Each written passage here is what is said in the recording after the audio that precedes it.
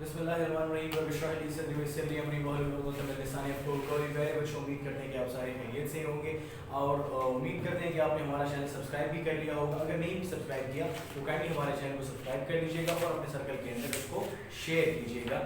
इसके अलावा आप हमें फेसबुक पेज पे भी फॉलो कर सकते हैं। Shahroz Abdullah Hyderabad home tuition service के नाम से हमारा फेसबुक पेज है। इंस्टाग्राम पे भी आप हमें फॉलो कर सकते हैं। शहरोज़ अब्दुल्ला के नाम से हमारी आईडी है। इसके अलावा व्हाट्सएप नंबर आपको मेरे चैनल पे मिल जाएगा 0300 9793173 हमारा व्हाट्सएप नंबर है। कोई मशवरा हो, कोई परेशानी हो, फिजिक्स में कन्फ्यूजन हो, ज़रूर हमसे रब्ता कीजिएगा। आज हम पिशावर बोर्ड केपी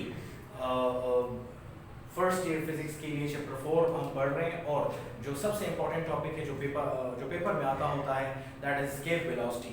अब हम डेरिवेशन करेंगे एस्केप वेलोसिटी की और समझेंगे कि एस्केप वेलोसिटी बेसिकली कहते कैसे हैं। अगर हम इसके वर्ड को देखें, एस्केप का मतलब भाग जाना या बाहर ले जाना, एस्केप का मतलब फरार हो जाना। जब आप किसी भी बॉडी को अर्थ के सरफेस से दूर लेकर जा रहे हो, बहुत दूर लेकर जा रहे हो, आप इस बॉडी को अर्थ की जो ग्रेविटेशनल फील्ड है उससे बाहर निकाल देते हो। आपने क्या कर दिया?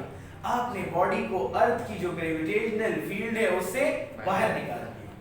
अब आपने बॉडी को कितनी वेलोसिटी दी थी ताकि वो बॉडी अर्थ की ग्रेविटेशनल फील्ड से बाहर निकल जाए? The minimum amount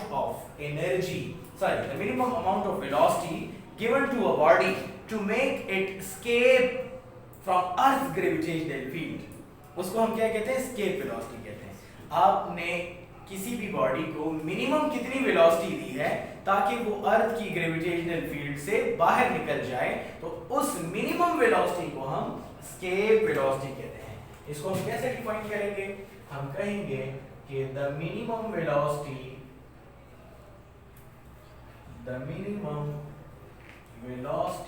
given to a body to make it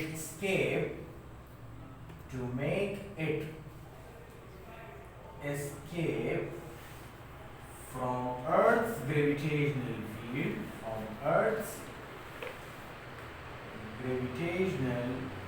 field called escape velocity। उसको हम लोग क्या कहते हैं? उसको हम लोग escape velocity कहते हैं। अब जरा और से देखिए, आप किसी भी बॉडी को काइनेटिक एनर्जी दे रहे होते हो ताकि वो मोशन शुरू कर ले। आप बॉडी को अर्थ के सरफेस से अवे लेकर जाना चाहते हैं और ग्रेविटेशनल फील्ड से बाहर कर देना चाहते हैं। इसके लिए आपने क्या करना होगा? कंसिडर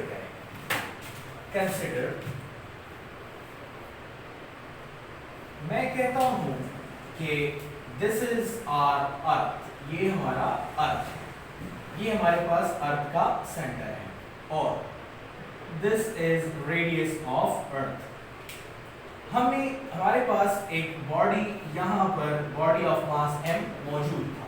मैं क्या करना चाहता हूँ?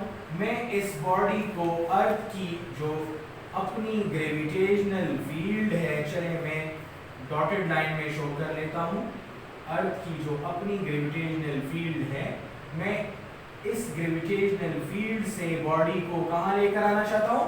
बाहर लेकर आना चाहता हूँ। मैंने इसको एक स्पेसिफिक वेलोसिटी दी है जिसकी वजह से ये बाहर आ रहा है। याद रखें, अब हम लोग डिराइवेशन कर रहे हैं किसके लिए? एस्केप वेलोसिटी के लिए। ठीक है, ये हो जाएगा डिराइवेशन। याद रखें, आप किसी भी बॉडी को कोई खास काइनेटिक एनर्जी देंगे तब कहीं जाकर वो बॉडी क्या करेगा? वो अर्थ की ग्रेविटेशनल फील्ड से निकलेगा, मतलब मोशन करेगा और वो kinetic energy absolute potential energy के बराबर होनी चाहिए। अगर याद हो आपको, एब्सोल्यूट पोटेंशियल एनर्जी की लंबी चौड़ी इक्वेशन हम लोगों ने कल डिराइव की हुई थी। अच्छा, अब काइनेटिक एनर्जी हमारे पास 1/2 mv² के इक्वल होता है और एब्सोल्यूट पोटेंशियल एनर्जी के लिए जो हमने इक्वेशन कल डिराइव की थी दैट वाज, ठीक है, अब जरा और से देखिए, एब्सोल्यूट पोटेंशियल एनर्जी के लिए हम लोगों ने जो इक्वेशन कल डिराइव की थी, it was capital G me divided by RE। ठीक है, सो हम लिखेंगे capital G M E M divided by R E। ये जो इक्वेशन आपको नजर आ रही है, this is called equation for what? Equation for absolute potential energy. इसके बाद हमने क्या करना है जरा देखिए जी।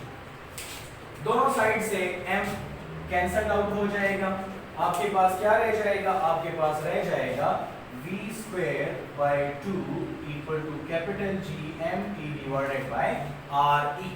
हमें v की वैल्यू चाहिए ना। अब जरा हम इसकी क्रॉस मल्टीप्लिकेशन कर लेते हैं, तो इससे क्या आ जाएगा? बाय क्रॉस मल्टीप्लिकेशन, जब आप इसकी क्रॉस मल्टीप्लिकेशन करेंगे तो इससे आ जाएगा R E into v square equal to 2 capital G M E। मैंने क्या किया?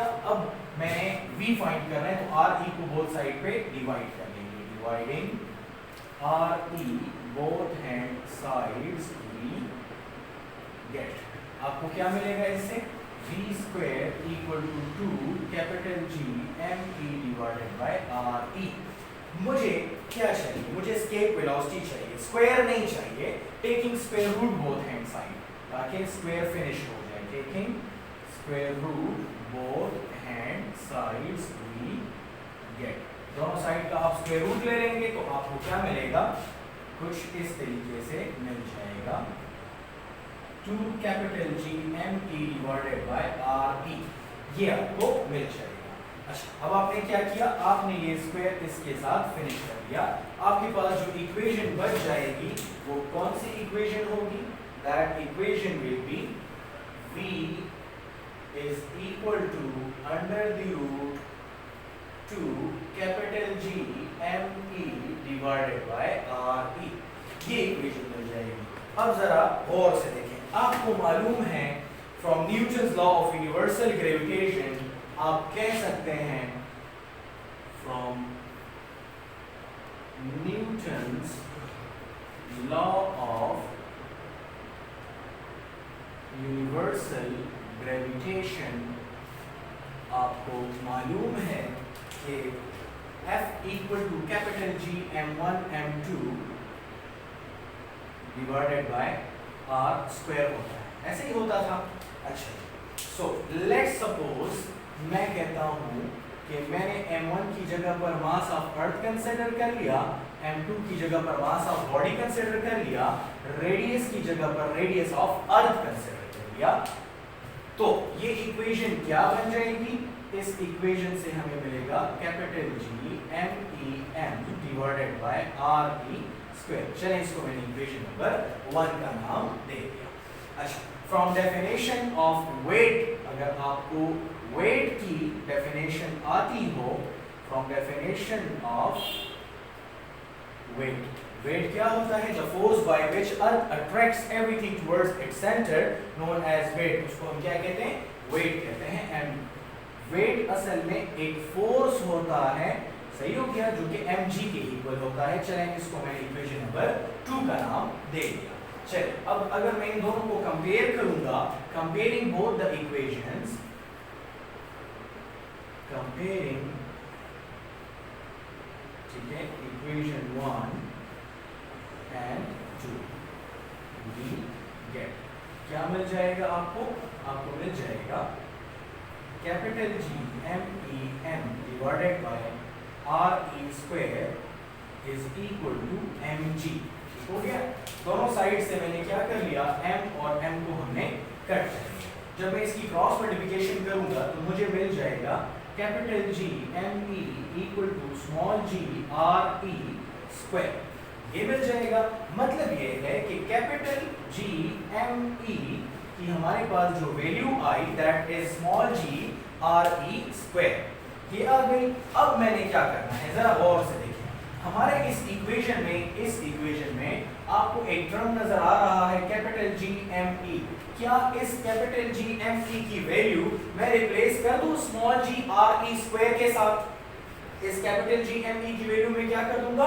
रिप्लेस कर दूंगा small g R E square के साथ। ठीक है, मैंने क्या कर दिया? मैंने इसको रिप्लेस करना है, तो इससे क्या मिल जाएगा? v is equal to under the root 2 अपनी जगह पर कैपिटल जी एम ई की बजाय मैं लिखूंगा small g R E square divided by R E. ठीक हो गया?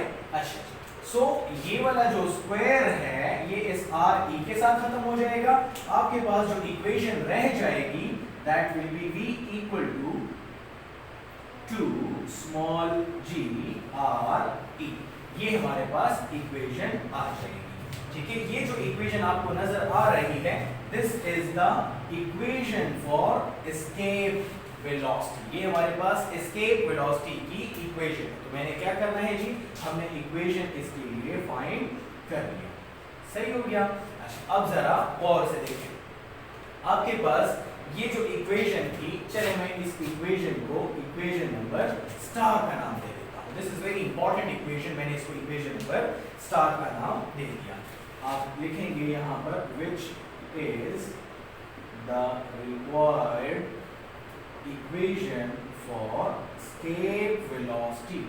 ये हमारे पास escape velocity की एक required equation है। चलिए अब थोड़ी सी वैल्यूज को भी फाइंड कर लेते हैं। फाइंडिंग वैल्यूज, वैल्यूज कैसे फाइंड की जाती हैं वो भी सीख लेते हैं। ठीक है, वैल्यूज को आप कैसे फाइंड करेंगे? सिंस वी नो दैट, आपको पता है, ठीक है, सिंस वी नो दैट, आपको मालूम है कि जो मास ऑफ अर्थ है वो 6 × 10⁻24 किलोग्राम के इक्वल होता है। सही हो गया? अच्छा, और कैपिटल जी आपको पता है 6.67 × 10⁻11 न्यूटन मीटर स्क्वायर पर किलोग्राम स्क्वायर के इक्वल होता है। और radius of earth basically 6.4 × 10⁻6 metres के इक्वल होता है।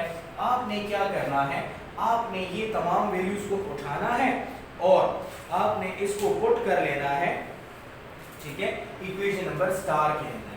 सही हो गया? Putting by putting the values in equation star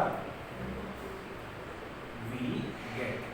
जब आप इक्वेशन स्टार में ये तमाम वैल्यूज को पुट कर लेंगे ना, ये वाली वैल्यू, ये वाली वैल्यू और ये वाली वैल्यू, ये तीन वैल्यूज जब आप इक्वेशन नंबर स्टार में पुट कर लेंगे तो आपको क्या मिल जाएगा? इक्वेशन स्टार एम्प्लॉयज दैट कि v स्केप की जो वैल्यू आएगी दैट विल बी 11.2 × 10⁻3 मीटर पर सेकंड। 11.2 × 10⁻3 मीटर्स पर सेकंड। ये हमारे पास इक्वेशन आ जाएगी, ठीक है, सॉरी वैल्यू आ जाएगी किस चीज की? स्केप वेलोसिटी की। ठीक है, मतलब किसी भी बॉडी को अर्थ की ग्रेविटेशनल फील्ड से निकालने के लिए आपने इतनी मिनिमम वेलोसिटी देनी होगी तब कहीं जाकर वो अर्थ के ग्रेविटेशनल फील्ड से बाहर निकल सकेगा। ठीक है, so this was all about today's lecture, hope you have enjoyed it. बहुत ज्यादा इंपॉर्टेंट टॉपिक आज हमने पढ़ लिया है। याद रखें कि ये टॉपिक अक्सर पेपर में आता है और बार बार रिपीट हो रहा होता है। ठीक है, अक्सर 5 ईयर पेपर में देख लें, अक्सर जो ईटा एमबीकेट के एमसीक्यूज हैं वो इससे आ रहे होते हैं, एस्केप वेलोसिटी से आ रहे होते हैं। सो आज हमने basic concept and full derivation discuss की, किसकी? एस्केप वेलोसिटी की। ठीक हो गया? सो हमारे पास एस्केप वेलोसिटी क्या थी? The minimum velocity which is required to the minimum velocity given to a body to make it escape from Earth's gravitational field, इसको escape velocity कहते हैं। पहले एक बॉडी अर्थ के सरफेस पे पड़ा हुआ था, फिर मैंने उस बॉडी को अर्थ की ग्रेविटेशनल फील्ड से बाहर निकालने की कोशिश की, तो मिनिमम मैंने कितनी वेलोसिटी उसको दी, ठीक है, तो उसको हम लोग escape velocity कहते हैं। अब हम फाइंड आउट करते हैं इसके लिए इक्वेशन। आप बॉडी को काइनेटिक एनर्जी दे रहे हो, बॉडी को मोशन करवा रहे हो, और ये जो काइनेटिक एनर्जी है बेसिकली एब्सोल्यूट पोटेंशियल एनर्जी की के बराबर होनी चाहिए, तब कहीं बॉडी जो है वो अर्थ की ग्रेविटेशनल फील्ड से निकलेगा। अब हमारे पास काइनेटिक एनर्जी की इक्वेशन थी, एब्सोल्यूट पोटेंशियल एनर्जी की इक्वेशन थी, m को दोनों साइड से मैंने कट कर दिया, जो इक्वेशन रह गई क्रॉस मल्टीप्लिकेशन कर दिया, v स्क्वायर आ गया, अंडर द रूट ले लिया, v की मैंने इक्वेशन स्टार निकाल लिया। इसके बाद मैंने कैपिटल G m e की वैल्यू को कैपिटल G m e की वैल्यू को मैंने बेसिकली रिप्लेस करना है। तो मैं कहां पर गया? मैं राइट साइड में देख ले, मैंने Newton's law of universal gravitation की तरफ में गया और वहां से पहले मैंने Newton's law of universal gravitation discuss किया, फिर डेफिनेशन ऑफ वेट यूज की, दोनों को कंपेयर किया, कैपिटल G m e की वैल्यू निकाली और लाकर मैंने इक्वेशन स्टार में पुट कर दी। हमें एक फाइनल इक्वेशन मिल गई और ये हमारे पास किसकी इक्वेशन है जी, ये हमारे पास ये दोनों यूज हो सकती है, इक्वेशन स्टार और इक्वेशन ये वाली दोनों आप स्केप वेलोसिटी के लिए फाइंड करने के लिए यूज कर सकते हैं। अच्छा अब देखते हैं कि इसमें हमने वैल्यूज किस तरीके से फाइंड की। हमें कुछ वैल्यूज पहले से अंडरस्टूड है, mass of earth gravitational constant जिसको कैपिटल जी कहते हैं, और रेडियस ऑफ अर्थ की हमें पहले से पता थी। ये तमाम वैल्यूज उठा के हमने इक्वेशन स्टार में पुट किया and we got the value 11.2 into 10 power 3 meters per second। ठीक है, so this was all about today's lecture. Hope you have enjoyed it. Thank you for watching. Allah Hafiz, fi aman Allah।